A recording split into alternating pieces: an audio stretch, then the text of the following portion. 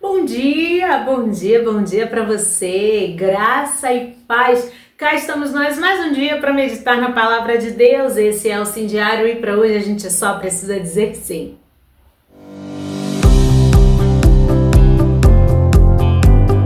E hoje nós vamos lá em Lucas, no Novo Testamento, e eu acho impressionante. Gente, não dá. A palavra, ela é algo assim, não tem explicação. A gente vai tentar encontrar palavras e teorias, mas ela não dá. Você só vai vivendo aquilo ali e ela é maravilhosa. E aí a gente tem, nesses 2 dias atrás, a gente falou sobre não abandonar a Deus, falamos sobre o posicionamento e hoje nós vamos falar também sobre essa questão de se manter firme, de permanecer em Deus, mas por uma outra perspectiva. E eu quero ler com você Lucas 21, vamos ler do 9 ao 19. Diz assim a palavra do Senhor: quando ouvirem falar de guerras e ameaças de guerra, não entrem em pânico. Assim é a história, ainda não é o fim. E ele continuou: nação lutará contra nação e governo contra governo em escala crescente. Grandes terremotos ocorrerão em vários lugares. Também haverá fome em alguns momentos. Parecerá que o céu está caindo. Mas antes que alguma dessas coisas aconteça, vocês serão presos, perseguidos e levados aos tribunais e à prisão. A situação irá de mal a pior. Vocês serão torturados e perseguidos por causa do meu nome. Vocês serão intimados a testemunhar, mas fiquem tranquilos desde agora. Não se preocupem com isso. Vou dar palavras e sabedoria a vocês. Seus acusadores ficarão sem resposta. Vocês serão entregues por pais, irmãos, parentes e amigos. Alguns de vocês serão mortos. Não há como dizer quem exatamente irá odiar vocês por minha causa. Mesmo assim, cada detalhe do corpo e da alma de vocês, até os cabelos da cabeça, está sob meu cuidado. Nada irá se perder. Fiquem firmes. É a única exigência. Fiquem firmes até o fim. Vocês não vão se arrepender, pois serão salvos. Glória a Deus por essa palavra. E o Senhor Jesus está aqui falando com os discípulos que estão perguntando. É logo depois ali da oferta da viúva, que eles estão observando o gasofilácio, e Jesus começa a conversar com eles, tal. Aí fala do templo, aí esse templo vai ser destruído, e tal, não sei o quê. E aí Jesus começa a falar para eles terem cuidado com os falsos profetas. Jesus está alertando eles ali naquele momento, trazendo esse spoiler aqui do que vai acontecer. E se qualquer pessoa em sã consciência ouvisse isso aqui, seja sincero, se fosse você ia falar assim: ah, ótimo, uma maravilha, isso daí é uma bênção. Não ia, porque assim, hoje nós temos esse entendimento. Mas para os discípulos ouvirem isso, a gente já sabe tudo que aconteceu depois, né? Ele foi entregue, realmente, morreu, papapá. Eles não sabiam, eles sabiam, eles só não entenderam. Mas a gente já conhece toda a história, então é diferente. Mas ouvindo isso daqui, você vai passar por perseguição e você vai ser preso. Vão mentir, né? Vão caluniar, teu pai vai te entregar, as pessoas vão te odiar por minha causa. Você ia querer estar perto desta pessoa? Você, racionalmente falando, você ia querer continuar a ter relação com essa pessoa que vai te causar tanto problema assim? Que coisa fantástica! É a perspectiva contrária do mundo e do evangelho genuíno, da mensagem que o Senhor Jesus traz para nós. Por quê? Porque racionalmente, ouvindo isso daqui, é loucura sim permanecer em Cristo. É loucura sim a gente continuar firme, e é a exigência que ele faz diante do medo e do pânico que tudo isso aqui vai gerar. Imagina, perseguição, prisão, guerras, rumores de guerras, tudo isso para que no fim nós tenhamos a nossa recompensa, que não se compara a nenhuma outra na terra, porque é uma recompensa que vai durar para sempre. Aqui na terra as coisas vão acabar, céus e terra vão passar. A única coisa que permanecerá para sempre é a palavra, porque a palavra é uma pessoa. Aleluia! Quem é a palavra? A palavra é o próprio Senhor Jesus, o verbo, né? Que se fez carne, percebe? Por isso esse texto diz que céus e terra passarão, mas a palavra não, porque a palavra é uma pessoa e essa pessoa ela tem o poder de ser eterna, que é o nosso Salvador. Sendo assim, nós também teremos esse mesmo poder de sermos feitos filhos de Deus, como diz lá em João 12. Mas aos olhos naturais, né, sem ser por uma perspectiva espiritual, isso tudo causaria pavor. E aí vem contrapondo aquilo que o mundo acha confortável e favorável, a gente acredita ao contrário. Já ouviu falar que quando a vida tá muito tranquila, a vida do crente muito tranquila, alguma coisa tu tá fazendo errado? Porque não é possível. Sempre vamos estar em pé de guerra com o inimigo. Ele vai estar sempre armando alguma coisa. Então a gente efetivamente não vai ter paz aqui fora. A paz ela vai estar do lado de dentro. Por quê? Porque é uma paz que excede o entendimento e ele não completa a frase. Está implícito, mas é um entendimento racional e humano. Como que você está em paz no meio do caos?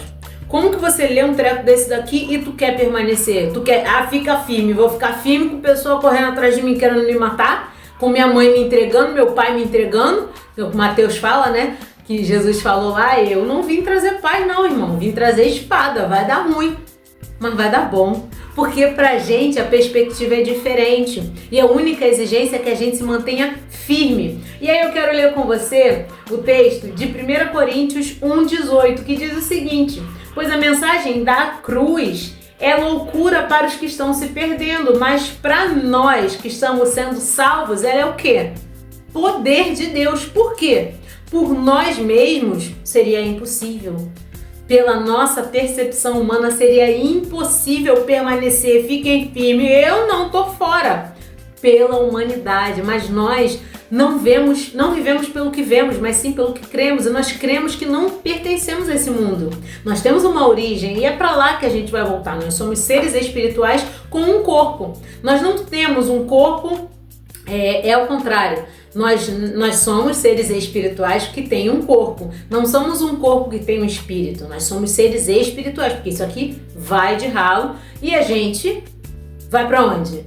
Eu já sei o meu destino. E é essa corrida, né, esse percurso que Paulo fala também, que eu estou batalhando, né? Sigo para alcançar aquilo pelo qual fui alcançada. Olha que loucura. A salvação já me alcançou, mas se eu não batalhar para chegar lá, eu não vou ser alcançada por ela, eu não vou alcançá-la efetivamente. Ela me alcançou, mas dependendo das minhas escolhas e decisões aqui, eu não vou conseguir alcançar. Olha que louco isso, que entendimento maravilhoso. E é exatamente o que a gente leu aqui em 1 Coríntios 1,18.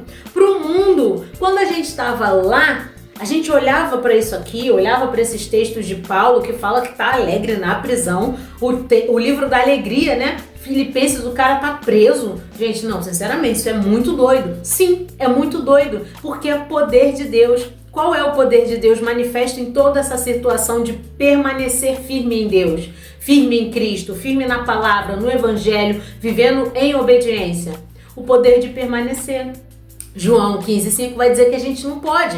A gente não ia conseguir fazer isso sozinho, porque sem ele, nada podemos fazer, nem permanecer nele. Por isso é a manifestação do poder de Deus. Aqueles que se sujeitam, que estão debaixo da obediência de Cristo, esses recebem um poder para permanecer. Eu tenho certeza que alguém já olhou para sua vida e falou, como? Hoje eu ouvi e achei tão bonitinho, uma das meninas, né, que ouvem os devocionais, nem aqui do Rio, ela falou, se a gente não ouvir você falar o que você tem vivido ou o que você viveu esses últimos meses, a gente não tem noção, porque você continua, porque você segue pregando, você segue exortando, você segue ensinando, você seguiu. Isso é loucura para o mundo, mas para mim é poder de Deus. Por que é poder de Deus? Porque eu sei que diante dos cenários desfavoráveis, é natural que nós desanimemos e tenhamos vontade de parar, Chutar o balde, irmão, largar tudo. Mas se eu chutar o balde, daqui a pouco ele manda eu catar o balde, eu vou chutar pra quê? Não vou chutar, eu vou continuar, eu vou permanecer um dia de cada vez, porque eu sei em quem eu tenho crido. E eu sei que ele me sustenta para eu olhar para esse texto tenebroso. Meu Deus, quê? E falar assim, glória a Deus.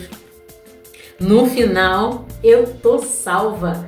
No final, eu vou viver para sempre com o meu prêmio, que é eterno. Olha que coisa maravilhosa, olha como isso diverge do que o mundo prega, do imediatismo, do agora, do viver o hoje. Nada é pecado se te faz bem, se te faz feliz. Olha como isso é contrário. Logo, você olhando lá para fora, te parece muito bom? Vendo as consequências dessas decisões de viver uma vida livre, sem nenhum tipo de obediência à palavra de Deus, tem boas consequências. Eu falo por uma experiência empírica. Não tem.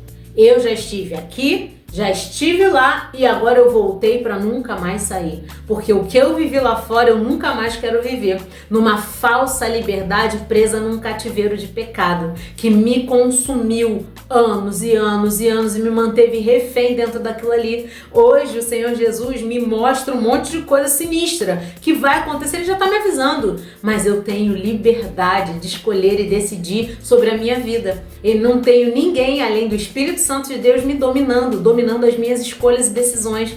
Esse é o lance do Evangelho. Isso enche o meu coração de uma alegria indizível. Eu quero ler para você também 2 Coríntios 12, porque vai falar de algo muito interessante, mais uma vez comprovando essa oposição ao que o mundo prega, né? Olha só, 2 Coríntios 12, 9 e 10 diz assim, e cada vez ele diz, Paulo, né? A minha graça é tudo o que vocês... Paulo falando que Jesus falou, né? A minha graça é tudo o que você precisa, pois o meu poder... Não, esquece, vamos voltar aqui, pera. Aqui, Paulo, o contexto é Paulo tem um espinho na carne que ninguém sabe o que é, qual é o pecado que ele, né, que balança ele, ninguém sabe, não tem lugar nenhum. Então, ele diz que orou e pediu 3 vezes, Senhor, tira isso de mim, tira. E Deus falou pra ele, não vou tirar. A minha graça é tudo que você precisa, pois o meu poder se revela melhor nos fracos. Aí ele vem dizendo, agora sinto-me feliz em me gloriar em minhas fraquezas. Estou feliz em ser uma demonstração viva do poder de Cristo. Paulo falando. Já que eu sei que tudo é para o bem de Cristo, alegro-me nas fraquezas, nos insultos, nas durezas, nas perseguições e nas dificuldades. Porque quando eu tô fraca, aleluia, quando eu tô fraco, né, que ele tá falando, então eu sou forte. E aí vem o que a gente falou sobre o poder de Deus, da loucura, né? Para quem tá sendo perdido, para quem tá longe da cruz, é loucura, mas pra gente que tá sendo salvo é poder de Deus. É esse poder aqui, ó, de olhar para as situações e falar assim, ai, tá tranquilo. A paz que excede todo entendimento. Paulo vai ser perseguido, vai ser açoitado, Não, Paulo é Paulo, meu fechamento no céu, vão dar pau no céu. Paulo sofreu tudo que tu podia imaginar por causa do Evangelho, sabe por quê? Porque ele entendeu que ele não tinha nada a perder aqui. E ele mesmo declara, eu considero tudo como perda, como esterco, pela coisa sublime, pela magnitude suprema de conhecer a Cristo, de estar com Ele para sempre. Cara, que essa ideia, que esse pensamento, que esse raciocínio, que essa consciência, ela esteja dentro de você com tanta força, que mesmo diante das dificuldades, diante do vento, do mar, diante da morte, diante de tudo, você possa permanecer firme e de pé, porque essa é a única exigência. Fiquem firmes.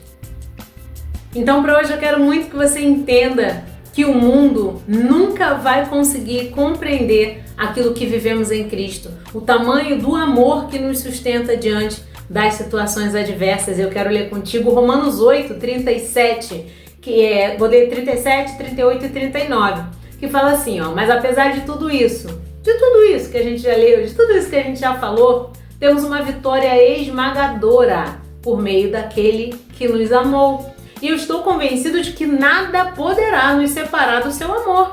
nem a morte, nem a vida, nem os anjos, nem principados e potestades, nem o presente, nem o futuro, nem um lugar bem alto no céu, nem nas profundezas do mar, nem qualquer outra coisa será capaz de nos separar do amor de Deus que está em Cristo Jesus, o nosso Salvador. Entenda isso.